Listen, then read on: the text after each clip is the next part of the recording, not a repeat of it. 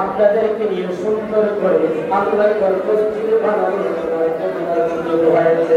আর হইতে পারে তো এই আল্লাহর মসজিদের উসিলায় আমার আল্লাহ পাক রব্বুল আলামিন উনার আগে এবং পরে সমস্ত গুনাহ মাফ করে দিয়ে উনার আল্লাহ রাখতে পারে।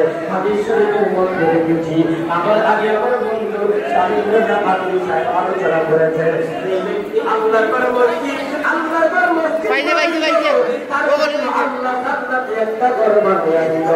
এই শোনো আপনারা সবাই আল্লাহ প্রত্যেকের জন্য একটা করে জান্নাতের ঘর বানিয়ে দিবে। কথা আমাদের চিন্তা বেশি